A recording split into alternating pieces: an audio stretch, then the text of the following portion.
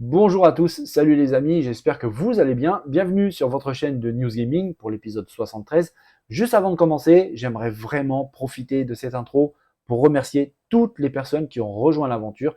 Merci d'avoir rejoint la chaîne, ça me fait énormément plaisir. Et à part vous dire merci, je ne peux pas faire grand-chose, mais croyez-moi, ça vient du fond du cœur. Merci infiniment. Allez, on commence tout de suite l'épisode 73 des News Gaming les amis, c'est parti.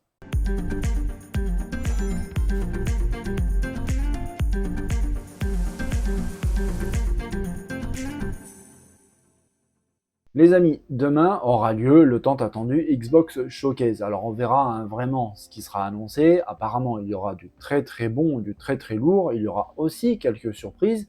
Malheureusement, pour les dirigeants de Xbox, deux d'entre elles ont déjà fuité. Atlus, le développeur qui s'occupe de la franchise assez appréciée des Persona, a tout simplement parlé un petit peu trop vite ou montré des choses un peu trop tôt avec cette vidéo tout simplement sur Twitter de Persona 3 Reload, titre qui était sorti à l'époque sur PS2 si je dis pas de bêtises et seulement au Japon. Ça commence à dater, c'était en 2006. Là, il a été refait sous Unreal Engine, c'est annoncé sur la petite vidéo. Alors, on ne sait pas encore exactement quand est-ce que ça sortira. C'est annoncé pour 2024. Mais oui, c'est sur Xbox. Et il semblerait que ce jeu ne sortira pas sur autre chose que PC et Xbox. Pourquoi est-ce que je vous dis ça? Parce que tout simplement, quand on arrive à la fin de la vidéo, on voit ici la mention euh, Xbox Series X, S, Xbox One, Windows, et puis au tout début sur le Game Pass. On voit aucune mention de Sony PlayStation ou de Nintendo Switch.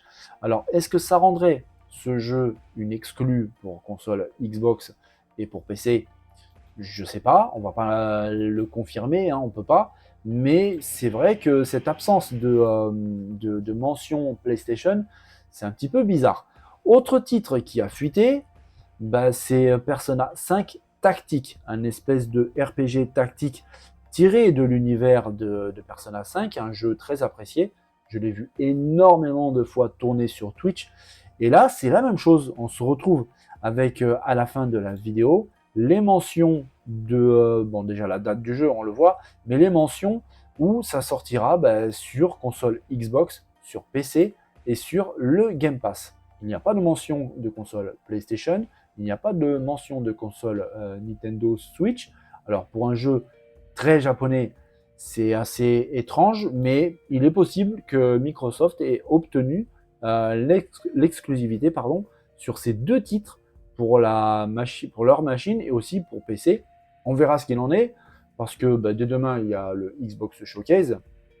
Et si cette vidéo est déjà en ligne, c'est très probable que tout ça soit annoncé officiellement demain pendant l'événement du géant américain. Vous le savez aussi bien que moi les amis, parfois et même souvent le développement d'un jeu, ça se passe pas aussi bien qu'espéré par le studio de développement et certains ont même des difficultés encore un peu plus importantes. L'un d'eux c'est The Day Before, un jeu qui m'avait vraiment hypé, j'en attendais beaucoup. Pour l'instant il n'y a pas grand chose à se mettre sous la dent parce que le jeu a eu des gros problèmes pendant son développement, dont un nouveau problème qui est même encore plus grave car ça rentre dans le domaine du juridique. Le studio de développement Fantastic avait même été obligé de supprimer la page Steam du jeu, tout simplement parce qu'il n'avait pas le droit, apparemment, d'utiliser le nom The Day Before, car apparemment c'est le nom d'une application de calendrier, rien que ça. Et on attendait beaucoup quand même, parce que le jeu a quand même été confirmé de sortir le 10 novembre prochain. On verra, en tout cas, le studio a diffusé cette nouvelle vidéo de The Day Before avec un message. Nous tenons à rassurer notre communauté, notre page Steam sera bientôt rétablie. Nous serons de nouveau en tête des listes de souhaits. Actuellement, nous nous concentrons sur le développement du jeu lui-même. C'est assez rassurant, ce petit message. Alors cette vidéo, elle est un petit peu bizarre, tout simplement parce que elle fait énormément référence au film Je suis une légende. À l'époque, on y voyait Will Smith au volant d'une Ford Mustang GT500, si je dis pas de bêtises. Là, c'est clairement typé Lamborghini. Alors peut-être qu'il y aura des véhicules, très certainement, de ce type dans The Day Before. Là, enfin, j'espère qu'ils n'ont pas fait ça juste pour nous faire passer le message. Mais dans ce message, il y a quelque chose qui me fait un petit peu sourire, c'est qu'il déclare que nous serons bientôt de nouveau en tête de liste de souhaits dans Steam. Donc, ils espèrent que la hype continue concernant leur jeu et que quand la page Steam réapparaîtra, ben, ils vont remonter en haut de la liste de souhaits. Sincèrement, c'est tout le mal que je leur souhaite, vraiment, parce que beaucoup de monde parlait de scam, de arnaque concernant ce jeu. Personnellement, je voyais plus de vrais gros problèmes. Visiblement, c'est le cas.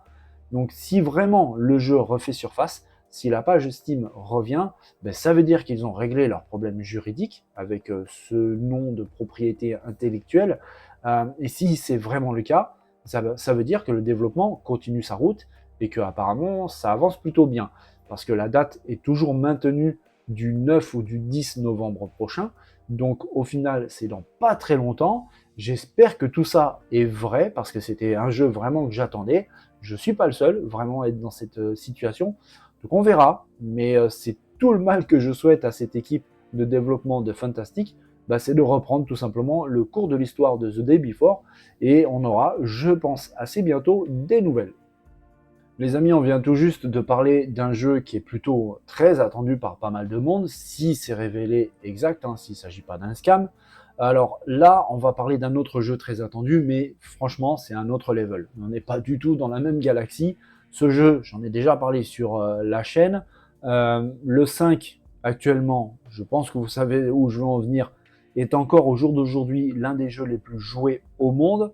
Il a atteint des chiffres de vente juste hallucinantes. Et c'est vrai que GTA 6 commence à se faire sérieusement attendre. J'avais abordé sur la chaîne une rumeur comme quoi le président de Take-Two avait déclaré que Rockstar ne voulait que la perfection et seulement la perfection concernant le développement de GTA 6. Après, sincèrement, c'est très crédible parce que quand on connaît le niveau de Rockstar, notamment par exemple avec Red Dead Redemption 2, sincèrement, on ne peut que croire ce genre de paroles, comme quoi l'éditeur, le développeur cherche absolument la perfection pour GTA 6.